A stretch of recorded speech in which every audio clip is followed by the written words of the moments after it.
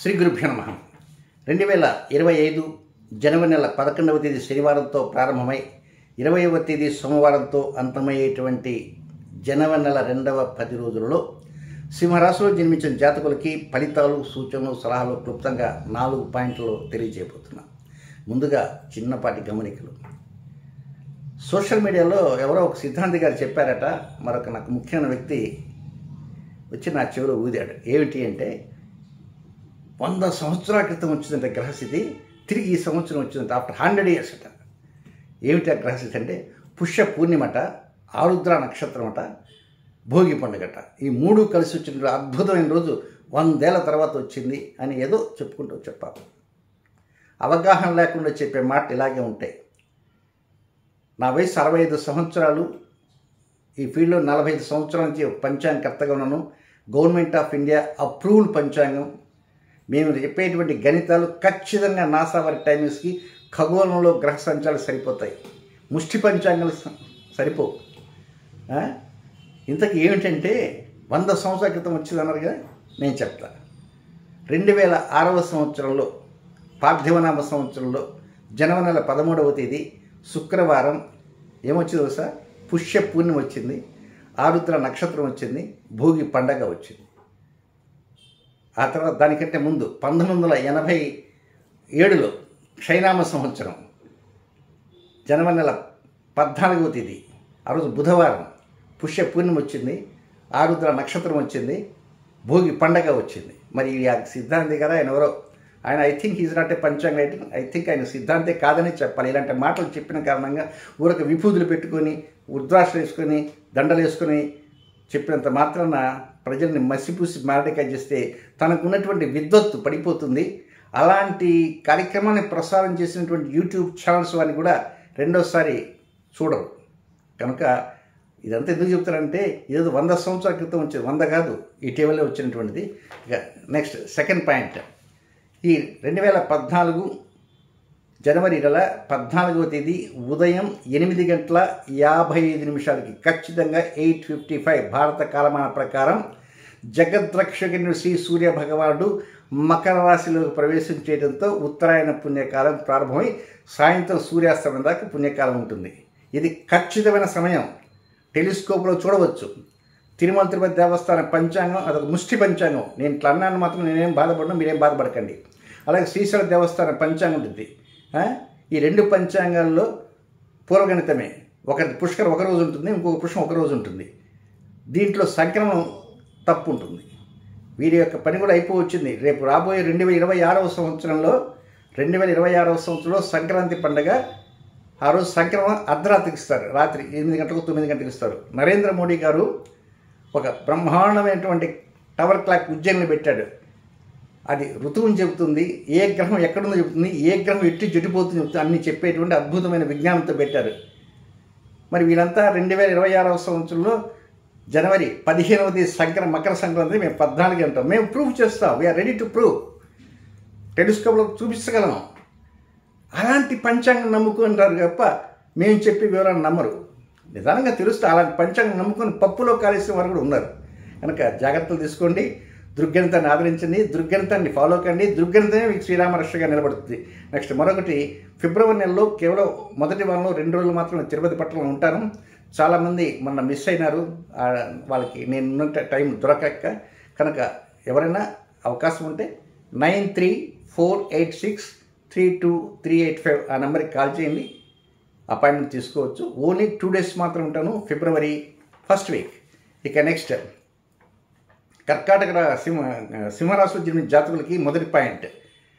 11వ తేదీ ఉదయం నుంచి 14వ తేదీ వేకుంజామున 4:20 వరకు ఉన్న సమయం అంతా ధూమ్ధామ్గా ఉంటుంది. ధూమ్ధామే చక్కగా అనుకూలతగా లాభాపేక్షగా ముందుకు వెళ్ళటానికి, అవకాశాలు రావడానికి, అవకాశాలు పొందటానికి, ఆలోచనలంతా ఫ్రూట్ఫుల్ కావటానికి, డెవలప్మెంట్స్ కావడానికి, రాజ్యస్థానం లాభస్థానం అన్ని స్థానాలు కూడా కొంత వ్యతిరేకత లేకుండా ముందుకు వెళ్ళటానికి అవకాశాలన్నీ అంది వచ్చే విధంగా 11, 12, 13 ఈ 3 రోజులు చక్కగా అనుకూలంగా ఉంటుంది. నెక్స్ట్ రెండవ పాయింట్కి వచ్చేసి 14వ తేదీ వేకుంగా 4:20 ప్రారంభమై 16వ తేదీ మధ్యాహ్నం 11:16 ఇది కరెక్ట్గా పండగలో ఉంటుంది. భోగి పండుగ టైంలో భోగి పండుగ దాటుతుంది. ఆ సంక్రాంతి పండుగ కనుమ ముక్కనుమలో ఉంటుంది. కనుక జూద సంబంధ క్రీడలకు వెళ్ళకూడదు. ఆవేశం కంట్రోల్ చేసుకోవాలా. తమ కోపమే తన శత్రువు, తమ శాంతం తనకు రక్ష. ఒక్కోసారి కుటుంబ వ్యక్తులతో కొంచెం ఉద్రేకంగా మాట్లాడినా, ఎదుటివారితో ఉద్రేకంగా మాట్లాడినా సారీ చెప్పిన లాభం ఉండదు. ఒక్కోసారి కొంతమంది తీవ్రంగా మాట్లాడిన కారణంగా కొంత తీవ్రమైనటువంటి ఇబ్బందులకు లోనయ్యేటువంటి అవకాశాలు ఉంటాయి. డబ్బు లెక్కేసినప్పుడు చాలా జాగ్రత్తగా లెక్కేయాలి. అలాగే ఆవేశంగా మాట్లాడిన కారణంగా మూల్యం చెల్లించుకోవాల్సిన పరిస్థితి కూడా ఏర్పడుతుంది. ఇక నెక్స్ట్ 3వ పాయింట్కి వచ్చేసి 16వ తేదీ మధ్యాహ్నం 11:16 నుంచి 18వ తేదీ రాత్రి 9:29 వరకు ఉన్న సమయం అంతా ఇది ఆనందంగా ఉంటారు. పండగంతా వాతావరణం అయిపోయిన తర్వాత హాయిగా ప్రశాంతంగా కూర్చొని కొంచెం ఆలోచనలు పడతారు. వాట్ ఈజ్ వాట్, ఏది ఎక్కడ, ఎవరు ఎక్కడ, ఏ వస్తువు ఎక్కడుంది, ఈ వస్తువు అక్కడుందా, ఆ వస్తువు ఇక్కడుందా. పండగ వాతావరణంలో కొంచెం మనసంతా అల్లకల్లోలంగా ఉంటుంది. పండగ తర్వాత మాత్రం 16 మధ్యాహ్నం నుంచి 18 రాత్రి దాకా చాలా సరదాగా ఇష్టమైన వ్యక్తులతో తనివి తీరా మాట్లాడడానికి అవకాశాలంటూ ఉంటాయి. ఇక 4వ పాయింట్ ఏంటంటే 18వ తేదీ రాత్రి 9:29 ప్రారంభమై 20వ తేదీ అర్ధరాత్రి వరకు ఉండేది. ఇది కూడా ఎలా ఉంటుందంటే ఇది కొంచెం డబ్బు ఖర్చుగా ఉంటుంది. 2వ పాయింట్ లాగే ఉంటుంది. 2వ పాయింట్లో ఖర్చు కూడా ఉంటుంది, కోపం ఉంటుంది, అన్నీ ఉంటాయి. జూద సంబంధ క్రీడలకు వెళ్ళకూడదు. ఇక్కడ కూడా కొంచెం అనవసర ఖర్చు ఉంటుంది, అనవసర కోపం ఉంటుంది, తన కోపం తన శత్రువు ఉంటుంది. కానీ ఒక్కోసారి ఏంటంటే డబ్బు లెక్కించే సమయంలో పొరపాటుగా కూడా డబ్బు లెక్కించవచ్చు. పొరపాటుగా మీకెవరన్నా డబ్బు ఇచ్చినప్పుడు కూడా ఆ డబ్బు కరెక్ట్గా ఆ సమయంలో వారికి ఎదురుగా లెక్కేసుకుంటారు. సరిపోయింది అనుకుంటారు. ఇంటికి వచ్చి చూసుకుంటే ఒక 500 ఒక 1000 రూపాయలు ఎక్కడో తేడా వచ్చేటువంటి అవకాశం వస్తాయి. కనుక జాగ్రత్తగా లెక్కేసుకోవడానికే ప్రయత్నం అంటూ చేయండి. నెక్స్ట్ సింహరాశిలో జన్మించిన జాతకులకి కొన్ని నక్షత్ర జాతకులకి వ్యతిరేక సమయాలనే అవి తెలియజేస్తారు. మఖా నక్షత్రంలో జన్మించినటువంటి జాతకులకి 13వ తేదీ సోమవారం ఉదయం 10:38 నుంచి 14వ తేదీ మంగళవారం ఉదయం 10:17 వరకు వారికి అనుకూలమైన సమయం కాదు. క్రొత్త కార్యక్రమాలకు వైపు శ్రీకారం చుట్టకుండా రొటీన్ కార్యక్రమాలతో చక్కగా చేసుకోవచ్చు.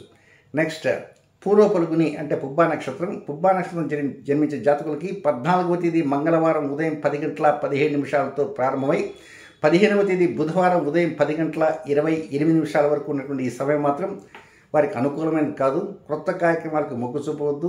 ఆ సమయంలో జూద సంబంధ క్రీడలకి ఇలాంటి వాటికి కూడా వెళ్ళకూడదు, ఉండటం సర్వదా శ్రేయస్కరం.